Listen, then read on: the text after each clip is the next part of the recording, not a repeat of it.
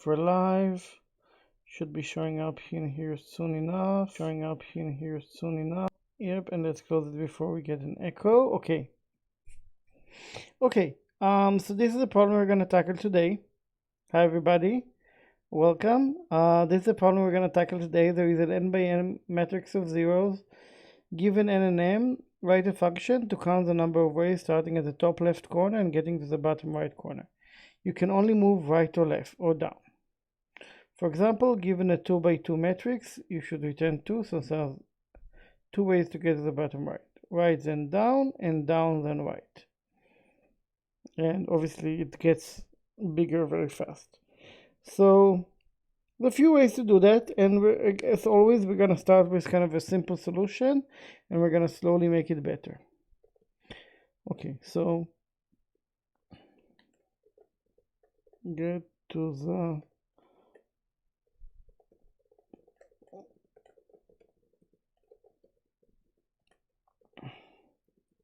and our parameters are in there, right? So the critical thing to think about is that we have to do one of two ways first, right? We can do right first, or we can do down. And when we do each of those, we're left with a smaller matrix, right? If we first go right, then effectively we have an n by m matrix of zeros that has an n minus 1 by m. And if we go down, then it's n by m minus 1. So we can say that if n equals 1 or m equals 1, right, in that case, clearly, if it's only like that or only like this is only 1, so return 1. And otherwise, it's get to the bottom right of n minus 1 m plus get to the bottom right of n m minus 1. And the way to see that this recursion stops is to think that, like, in every step I reduce n plus m by at least 1, right? Because this reduced n and this reduced m. And if n and m start out positive, then at some point n plus m will have to be reduced at most to n plus 1 or m plus 1, and this means that we'll get to the end condition. So let's try that. Get to the bottom right 2 by 2, and there's 2 ways. Okay, so this is correct, but let's see what happens when it's 5 by 5. So we did get the right value, but what happens when it's 10 by 10? I don't know what value we should give.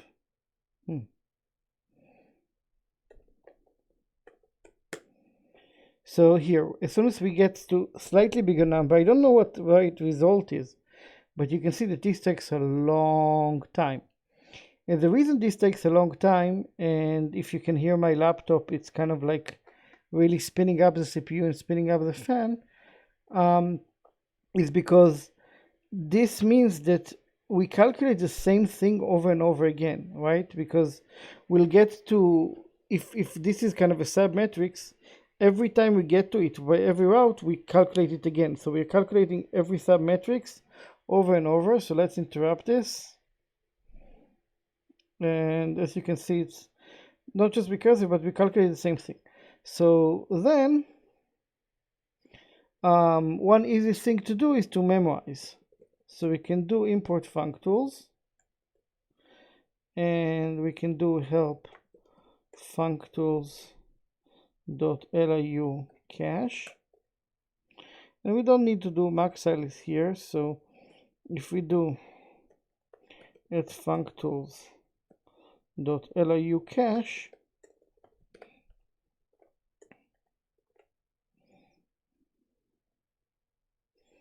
and you'll notice that now the recursive call will actually call the LIU cache, right? Because we wrap it So let's do this, and let's again do get to the bottom right of 20 by 20. See, it's almost instantaneous. So this is called memorization, but that's actually not the best way to do that, because it's still a recursive solution. In general, you don't want recursive solutions, right? Because now if the recursion depth is too big, we're going to have a problem. So in fact, the right way to do it is to invert the problem, right? Instead of thinking, hey, let's start from the top. Let's start from the bottom up, right? So we can completely change how we write the code. Get to the bottom right, n, comma m, and now we start this. Okay, we start base equals 1 times m, right? Because in all the cases where it's 1 by n, then it's 1. So and then for I in range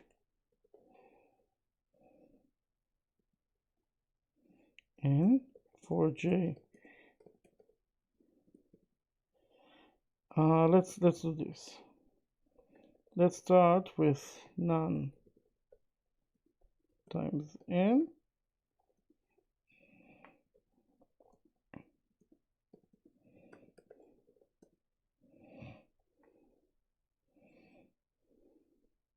Let's do it with 0, because this will be kind of a little bit easier to explain. Okay, so basically this is like all the values. And then let's close this.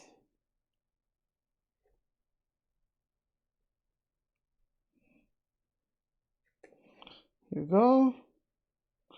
Okay. Range m.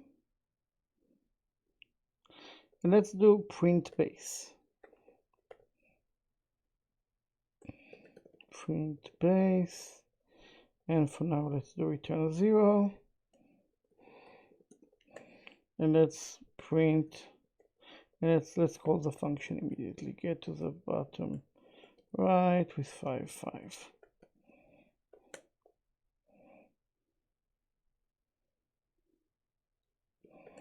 The bottom right. Okay, so you see that this is printing. So this is a 5 by 5 matrix of 0.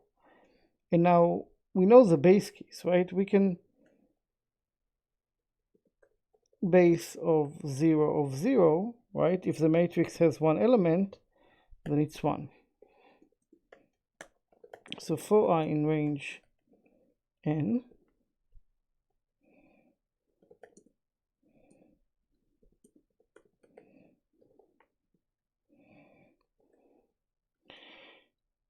I don't even need to do that, I think. If I equals 1 or j equals 1,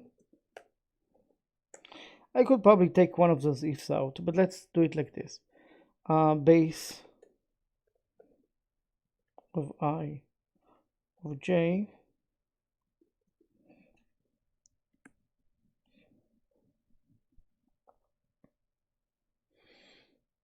I might have to do +1 here.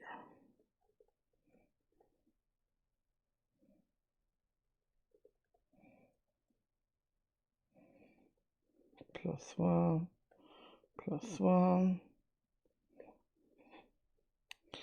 I'll do kind of 1 based, and then we can always shift to 0 based.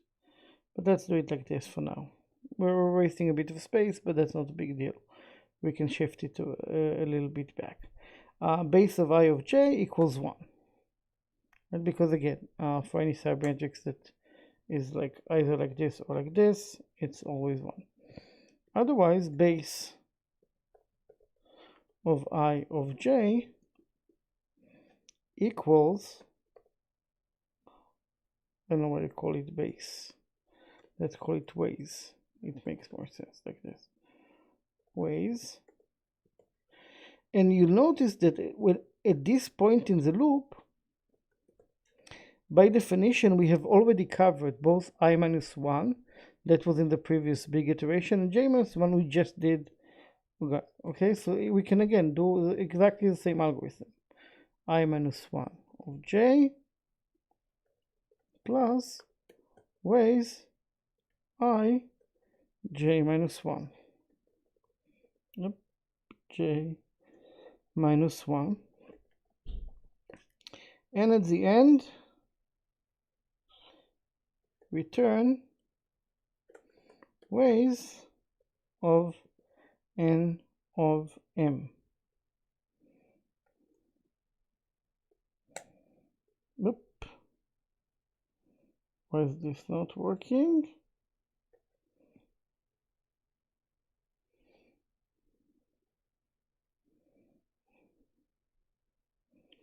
Let's do none here because I want it to fail. Okay, good. So it fails. Unsupported. Let's print I and j first here. Oh, continue. This is why. Okay, we don't need to print. This is why. Or we can just do else.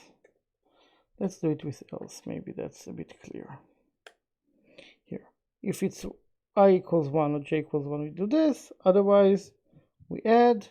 Okay, 70.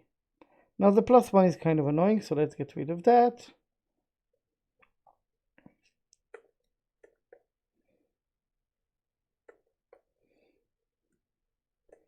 Zero.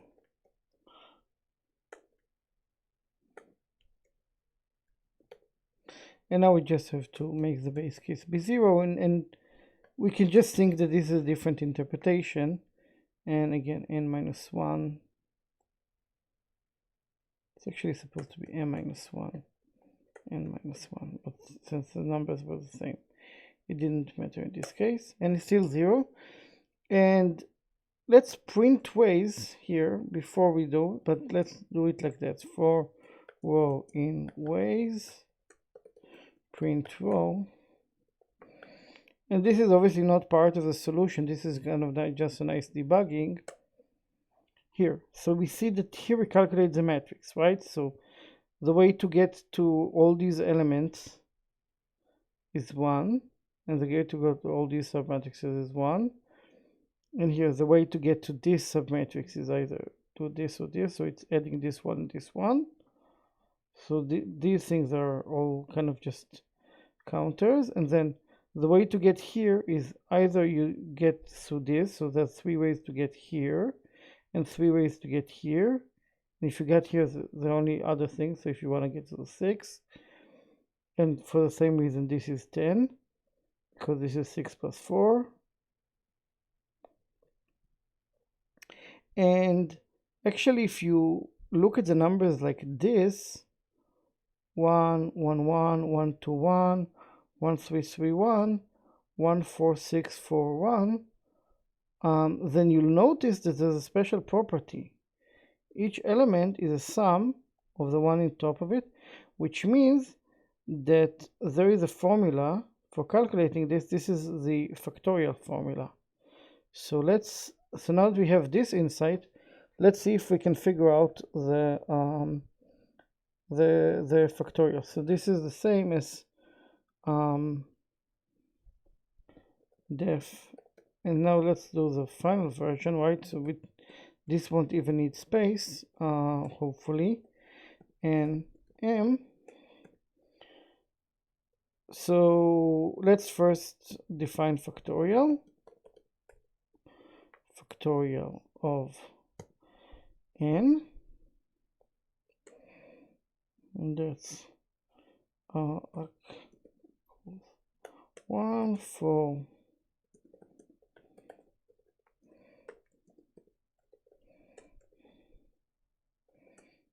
arc multiply equals I return arc,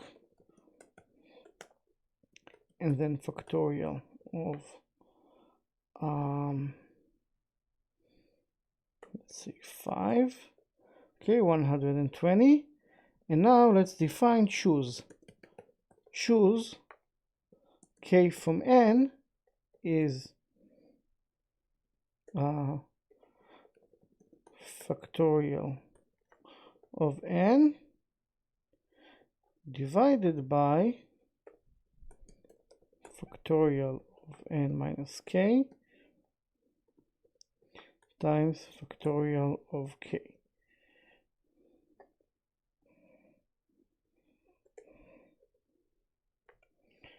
Okay, and let you choose. So if you want to do, like, say this 10, what is it? It's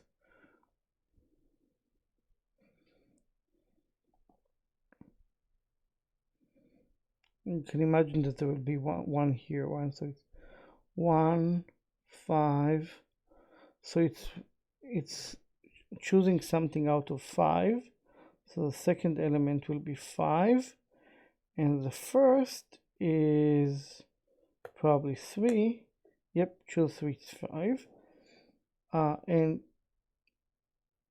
so I think it's choose n plus m, and so def get to the bottom last is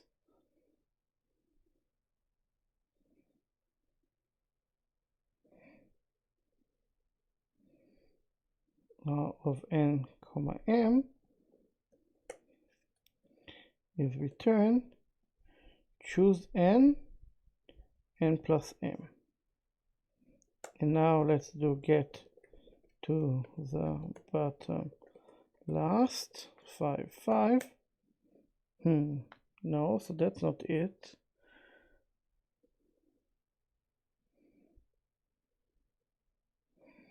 Let's see. So this 70, where does it come from?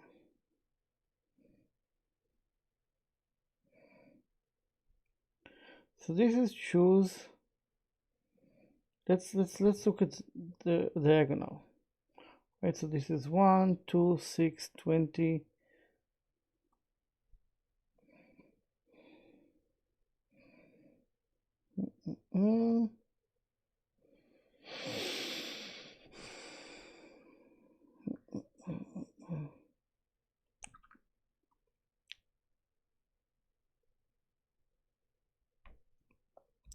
Okay, these are all choose. Okay,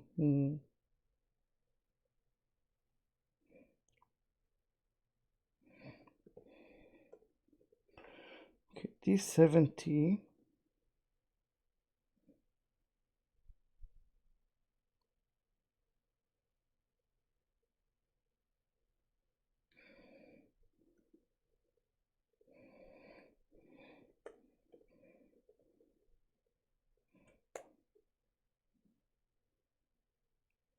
No, of course that's not gonna work.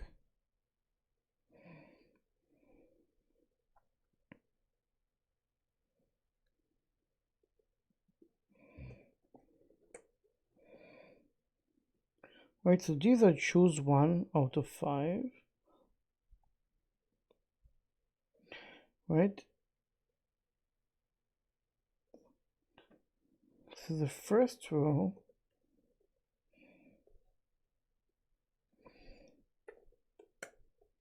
choose 2 out of 5 is this.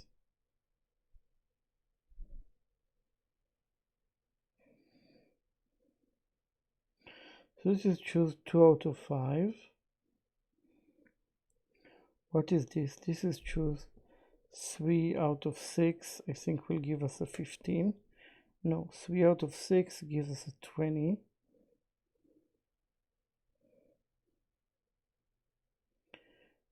So why is this the second argument? So the 3 is obvious, right? Because this is the third. Right, 1, 0, 1, 2, 3. But where does the 6 come from? 6. So maybe it's choose n minus 1, n plus m minus 2.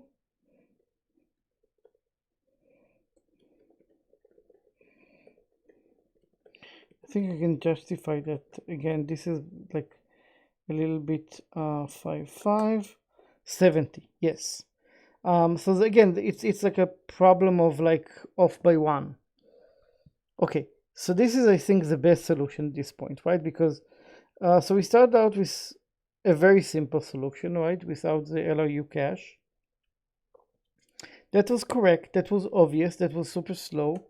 The LRU cache is a simple fix to make it as fast as possible, but it's still recursive. Then we transformed it from a recursive solution to something that, so the recursive solution goes from the top and goes to the bottom, but with the caching, it doesn't have to go to the bottom twice. The other way is to start from the bottom and go to the top, right? So that's bottom up. So bottom up was a much more straightforward solution, right? It didn't need any recursion. And as a benefit, instead of having like a opaque cache here, the cache we built was explicit, right? So we could print it out. Once we printed it out, we noticed that this is the Pascal Triangle. And if you've never heard of it, you should probably look it up on Wikipedia. It's probably a lot of fun. But kind of lying on its back. This is why you might have seen me keep turning my head like this, because literally this is Pascal Triangle lying on its side. So we decided, okay, if it's Pascal Triangle, probably choose, right, which is the definition of what Pascal's triangle is gonna be an important part. So we implemented factorial and we implemented choose. And now that we had choose, then the only question is exactly what parameters we need to get to the bottom last, to the bottom right. I should have probably called get to the bottom right. Yeah, I just didn't want it to override the other function. Here we go. And now it's n minus 1, n plus n minus 2, because, right, the matrix is n by m. But if you think about it in the terms of like the last coordinate instead of how many rows there are, then it's n minus 1 by n plus n minus 1 minus 2, right? So I guess like a more symmetric way to have written it, maybe a more obvious, is like this plus n minus 1. I just kind of did the computation in my head. And now this doesn't take any space, right? It still takes some time, right, to calculate the factorial, but that's more or less the minimum time you need, right? You actually need to go through all these numbers and multiply them by itself. And we're doing a bit of extra work, right, because we're not caching the factorial, but that's fine because it's a constant amount of extra work, right? We just calculate. So this is a factorial n minus k times factorial k, factorial n, and we can even like we can even do like a further optimization of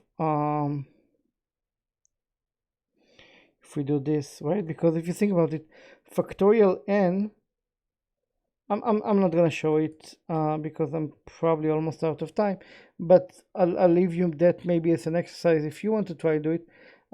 If you think about it, a different way of writing this is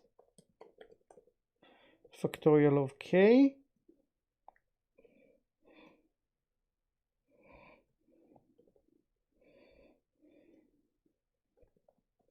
divided by factorial of n minus k.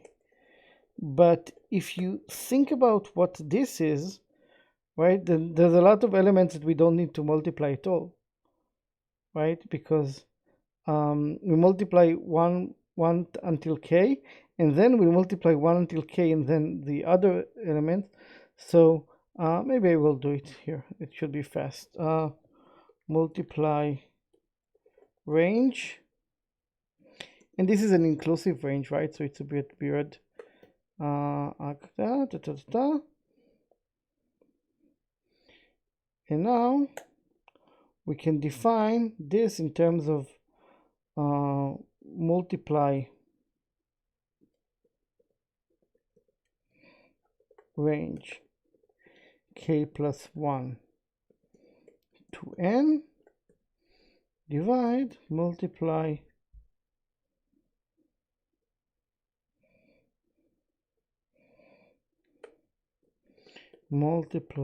range from 1 to n minus k.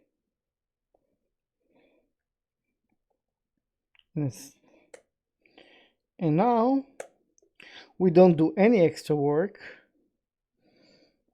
right? So this is, I think, if the interviewer was really annoying, you could have just done this. And let's think about why choose k of n, k from n is the right thing, right? If you think about it, you basically have to say, if you go from here to here, then we know the total amount of steps, right? You have to go all these rights and all these down. So total number of steps is n plus m, right? Or really n plus m minus 1 plus m minus 1, because you're on 1 here and you need to go to n. So, but anyways, the total number of steps is known from the beginning. The question is which ones will be rights and which one will be down. So you can think, okay, I'm choosing which subset of that will be the downs.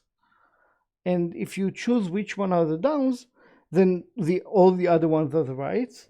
So this is why the choose works.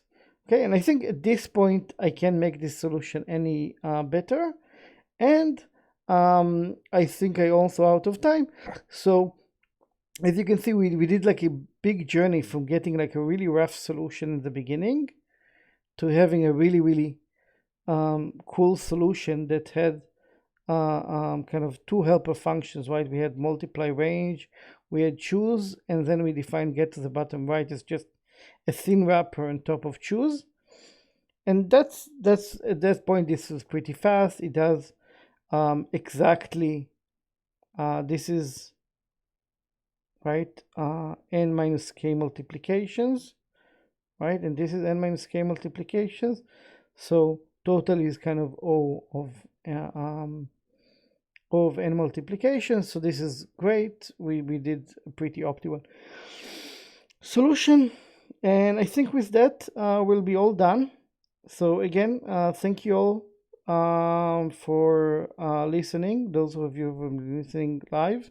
If you did not catch it live, I hope you are watching it on the YouTube.